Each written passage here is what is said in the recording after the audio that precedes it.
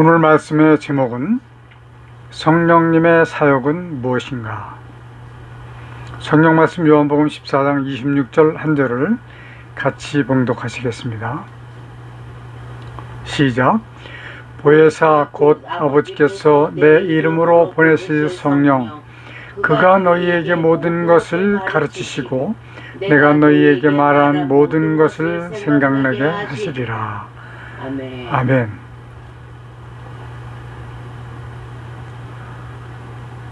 그러니까 그저께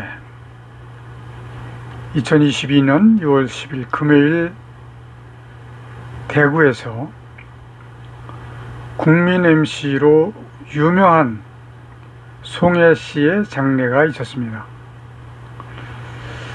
제가 이제 이 말씀을 드리기 위해서 인터넷을 보니까 그분의 본명이 송복희 씨더라고요. 이제 그 연예인들은 많은 분들이 그 예명을 쓰는데 솔직히 저는 예명 쓰는 걸 좋아하지 않거든요. 서울 인사동에 가보면 송혜 거리가 있어요. 그곳에는 송혜 씨의 동상이 있습니다. 봤어요? 네. 이렇게 키가 앉은 키로 이렇게 동상을 만들어 놔서 옆에 의자를 놓고 그 의자에 앉아서 사진을 찍으면 송혜 씨하고 같이 찍은 것처럼 그렇게 보이게 되죠. 많은 사람들이 사진을 찍더라고요. 그분은 한 시대의 획을 그을 만큼 그 연예계의 역사의 한 페이지를 장식하신 분입니다.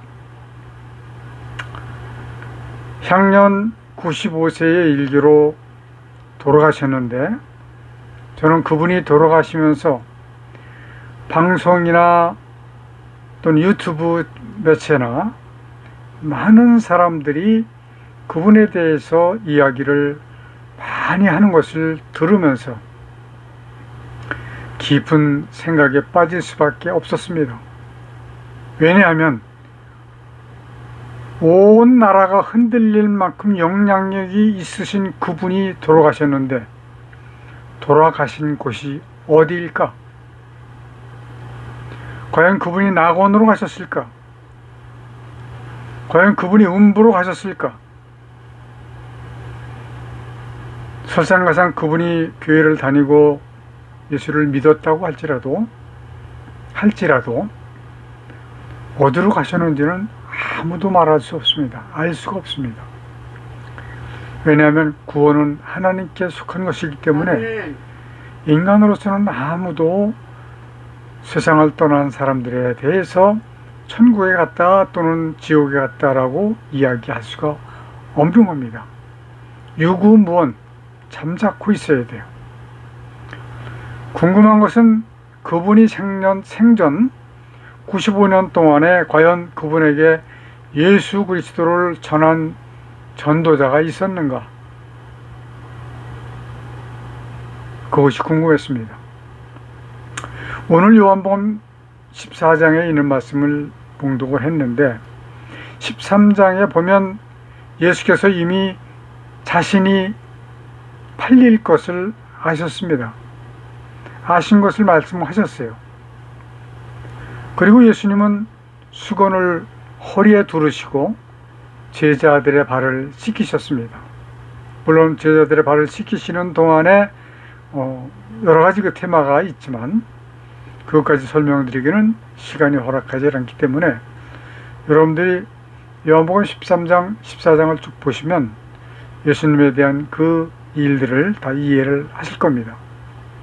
그리고 예수님께서 새 계명, 서로 사랑하라라는 계명을 주신 후에 시몬 베드로가 날이 새기 전에 3번 예수를 부인할 것도 말씀을 하시고 14장으로 넘어오면서 1절에서 너희는 마음에 근심하지 말라 하나님을 믿으니 또 나를 믿으라 라고 말씀하시면서 마지막 심판 때에 성도들이 가야 할 곳을 예비하러 가신다라고 말씀을 하십니다.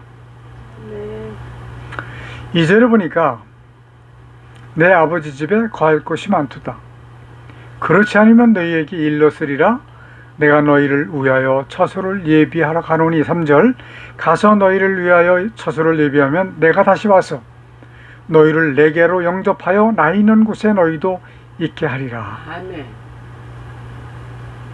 사실 그리스도인들에게는 이 말씀이 가장 위로받을 만한 말씀입니다. 예수께서 예비하신 곳, 이곳은 곧 하나님의 나라 새 예루살렘 성이라고 하는 거예요. 그런데 이 사건에서도 마귀의 역할이 눈에 보입니다. 요한복음 13장 2절에 보니까 마귀가 벌써 시몬의 아들 가룟 유다의 마음에 예수를 팔려는 생각을 넣었더니 라고 하는 말씀이 기록이 되어 있습니다. 마귀가 유다의 마음속에 예수 그리스도를 팔을 생각을 넣어준 겁니다. 이 세상의 모든 악한 일들의 주체는 마귀라고 하는 것을 우리는 반드시 기억하고 있어야 됩니다. 하나님이 은혜를 주시지 않아서 그렇다고요? 아닙니다. 우리의 싸움의 대상은 나의 이웃이 아니에요. 우리의 싸움의 대상은 나의 상대 업체가 아닙니다. 나의 이웃이나 상대 업체는 호환하고 서로 돕고 협조하면서 이끌어 나가야 될 대상들입니다. 우리의 싸움의 대상은 바로 이 약한 마귀라고 하는 거예요. 아담을 속여서 범죄케 한 마귀, 바로 그 마귀가 바로 이 세상을 지배하고 있기 때문에 그런 겁니다. 그러므로 우리는 우리의 적 마귀에 대해서 잘 알지 않으면 안 됩니다.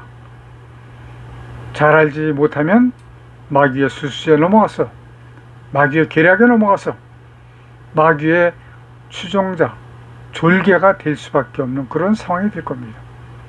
그리스도인들 중에 마귀의 졸개들이 얼마나 많은지 모릅니다. 이제 예수님께서는 자신이 십자가에서 죽임을 당하실 것과 장사한 지 사흘 만에 부활하실 것을 말씀하셨습니다. 십자가에서 죽으신 후 40일 동안 하나님 나라의 일을 말씀하시고 하늘로 올라가실 것을 말씀하시면서 그때 바로 성도들에게 보내주실 보혜사 성령님을 말씀하신 겁니다.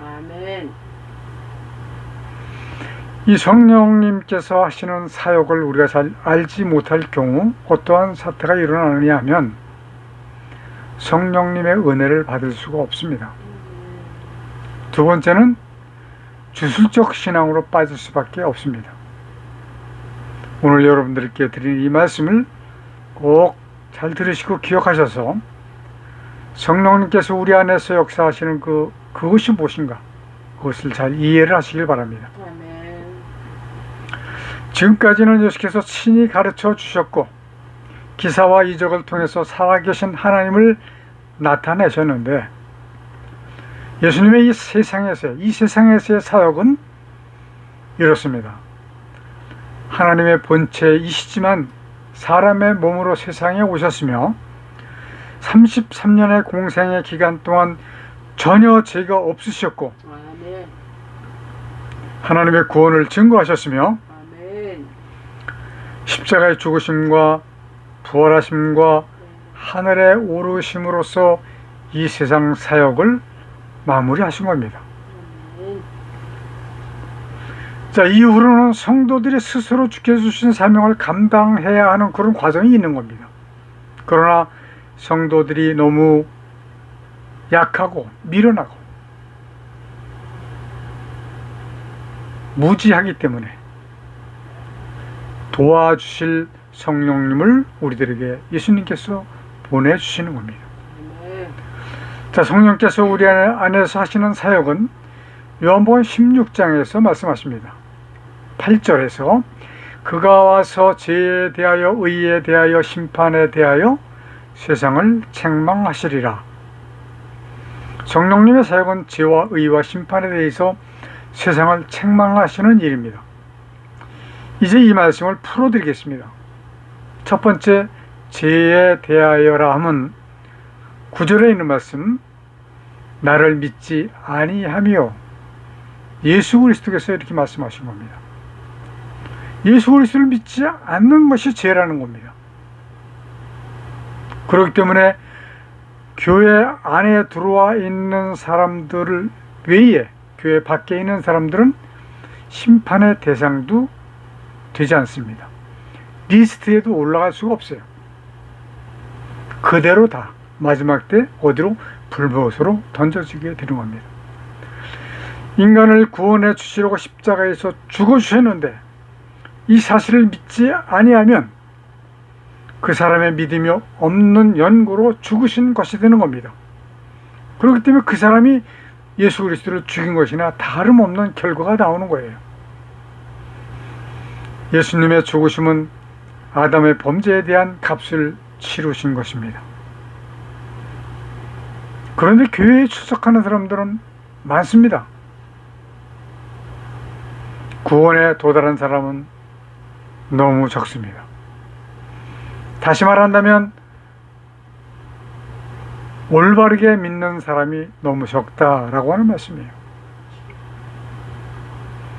하루 주일날 교회 가서 예배를 그 형식을 갖춘 예배를 드리고 오면 내가 오늘 하나님께 예배를 드렸다라고 생각을 합니다. 그 사람의 마음이 하나님께 도달하지 못했다면 그 예배는 예배가 아닙니다. 올바르게 믿지 못한다라고 하는 말씀은 무엇인가요?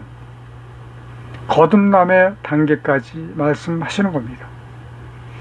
거듭난 사람은 예배를 그렇게 형식적으로 드리질 않습니다.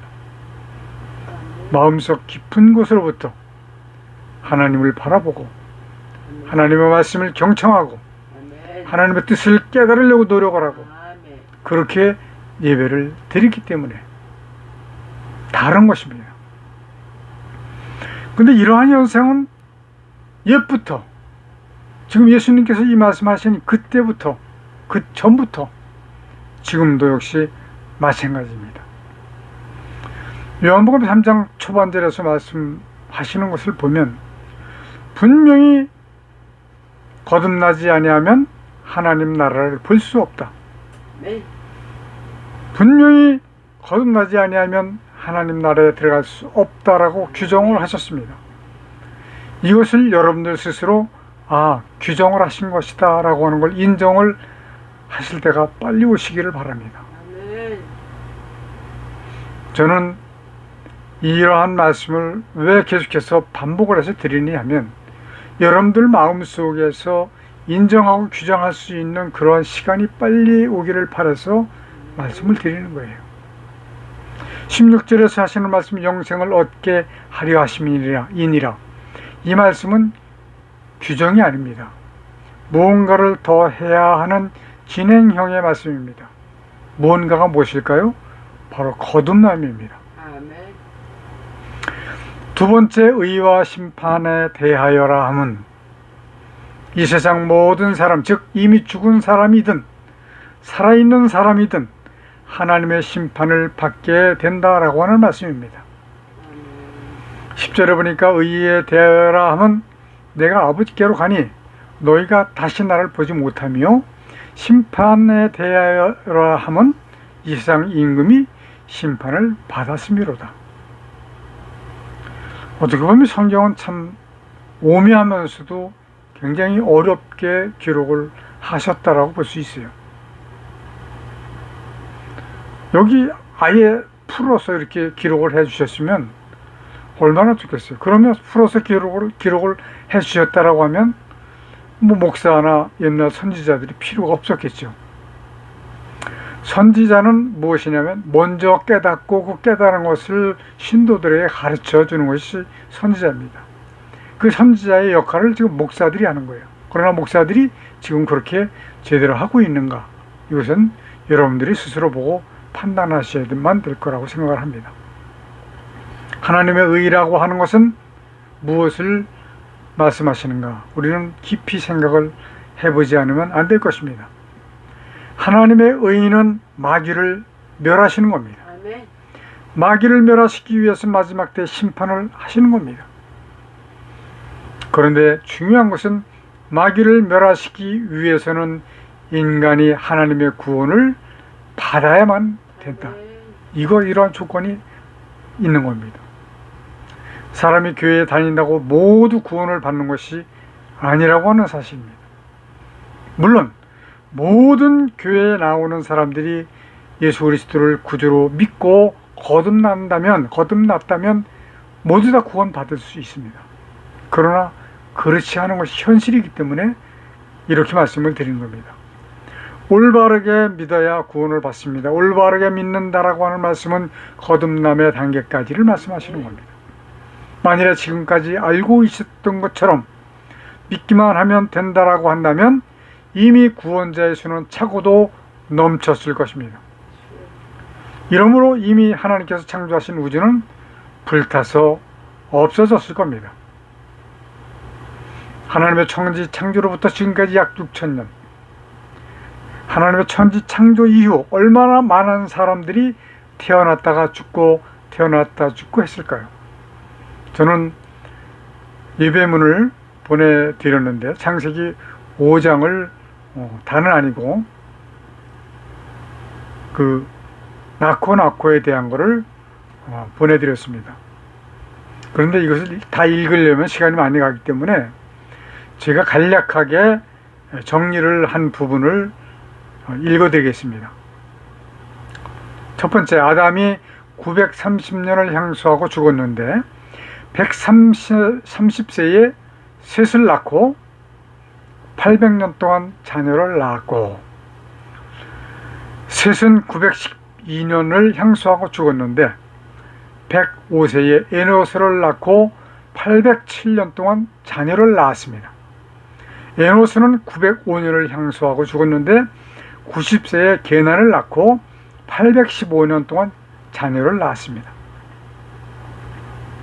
게난은 910년을 향수하고 죽었는데 70세에 마할랄레를 낳았고 840년 동안 자녀를 낳았습니다. 그러니까 연세를 따져보면 게난이 제일 오랫동안 자녀를 생산을 했더라고요. 840년 동안. 마할랄렐은 895년을 향수하고 죽었는데 65세에 야렛을 낳았고 830년 동안 자녀를 낳았습니다. 야렛은 962년을 향수하고 죽었는데 262세에 에녹을 낳았고 800년 동안 자녀를 낳았습니다. 에녹은 365년을 향수하고 승천했는데 65세에 무드셀라를 낳았고 300년 동안 자녀를 낳았습니다. 무드셀라는 최장수자죠. 969년을 향수하고 죽었는데 187세에 라멕을 낳았고 782년 동안 자녀를 낳았습니다.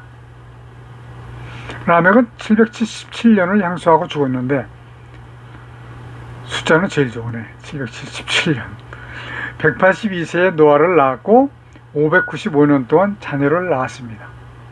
노아는 500세 된 후에 셈과 함과 야벳을 낳았습니다. 여기에서 보면 승천을 한 에녹이라고 하는 사람은 자녀 생산의 기간이 짧은 것을 볼 수가 있습니다. 하나님 나라에 가서는 자녀 생산이 끝이었겠죠. 840년 동안 건강한 상태로 자녀를 생산한 게난이 있었습니다. 또 이들의 자녀들은 이들과 같이 많은 자녀들을 생산했습니다. 840년 동안 몇 명을 낳았겠습니까? 수백 명을 낳았죠. 더군다나 노아 이후로부터 지금까지 얼마나 많은 사람들이 태어났었겠느냐. 성경은 그 말씀을 바닷가의 모래와 같은 수라고 말씀하고 계십니다. 창세기 22장 17절에서 하신 말씀이에요. 바닷가의 모래의 수가 얼마나 된다고요? 약 7해로 계수할 수가 있습니다. 한 웅큼이 200만 개래요. 한 웅큼이. 이거를 이제 과학자들이 추산을 해보니까 7해, 1해가 0이 22개가 붙는 숫자입니다. 그러니까 그 숫자는 이루 말할 수 없습니다. 이렇게 많은 사람들, 그 중에서 얼마나 많은 사람이 구원을 받아야만 마귀를 멸하시게 되는 것일까? 이것도 우리는 참 심중해서 따져보지 않을 수 없습니다. 계시록 6장 10절에서 11절까지 보니까 큰 소리로 불러 가로되 거룩하고 참되신 대주제여, 땅에 거하는 자들을 심판하여 우리 피를 신원하여 주지 아니하시기를 어느 때까지 하시려나이까 하니, 각각 저희에게 흰 두루마기를 주시며 가라사대 아직 잠시 동안 쉬되 너희 동무종무들과 형제들도 자기처럼 죽임을 받아 그 수가 차기까지 하라 하시더라. 순교자의 수가 차기까지라고 말씀을 하십니다. 그런데 계시록 7장 4절에 보니까 내가 입맞은 자의 수를 들으니 이스라엘 자손 각 지파 중에서 입맞은 자들이 14만 4천이다 라고 기록을 하고 있는데, 이 14만 4천을 아주 짠주쪽처럼 써먹고 있는 자들이 누구냐면 신천지예요. 자기들 14만 4천 명이 구원을 받고 이 세상에서 10고을도 다스리고 20고을도 다스리는 권세를 받을 것이다 라고 이야기합니다. 마지막 때가 되면 하나님께서 창조하신 모든 것은 어떻게 한다고 그랬죠? 불로 태워서 싹 없애버렸습니다. 아무것도 없습니다. 그들이 혹 불못에 들어가서 10고을을 다스릴 수 있는지는 모르겠습니다. 계시록 7장 9절부터 10절까지 보니까 이 일 후에 내가 보니 각 나라와 족속과 백성과 방언에서 아무라도 능히 셀 수 없는 큰 무리가 흰옷을 입고 손에 종려 가지를 들고 보좌 앞과 어린 양 앞에 서서 큰 소리로 외쳐가로되 구원하심이 보좌에 앉으신 우리 하나님과 어린 양에게 이도다 하니 라는 기록이 되어 있어요. 입맞은 자가 14만 4천 명, 그리고 계시록 7장 9절에서 10절에서 말씀하시는 능히 셀 수 없는 큰 무리, 능히 셀 수 없는 큰 무리. 저는 이렇게 생각합니다. 만약에 능히 셀 수 없는 큰 무리라고 할지라도 과학적인 방법으로는 셀 수 있을 것이다. 과학적으로 셀 수 없을 만큼 큰 무리도 있겠죠. 그러나 그 이전의 수는 정말로 셀 수 없는 7해를 어떻게 세겠습니까? 그러니까 하나님의 구원에 도달한 사람은 얼마 되지 않는 것이 분명하다. 아직까지도 그 수가 차지 않았다라고 하는 것입니다. 하나님께서 하늘과 땅을 창조하신 목적, 그 목적 마귀를 멸하시기 위해서 필요하신 것이 바로 구원받은 인간이라고 하는 것입니다. 이 일, 즉 구원받을 자를 더 만드시기 위해서 성령님을 우리들에게 보내주신 겁니다. 사도행전 1장 8절에 보니까 오직 성령이 너희에게 임하시면 너희가 권능을 받고 예루살렘과 온 유대와 사마리아와 땅끝까지 이르러 내 증인이 되리라 하시니라. 그가 와서 죄에 대하여 의에 대하여 심판에 대하여 세상을 책망하시리라의 결정판이 바로 사도행전 1장 8절에 있는 말씀입니다. 성령님께서 우리에게 오셔서 하시는 일은 증인된 삶을 살도록 하시는 거예요.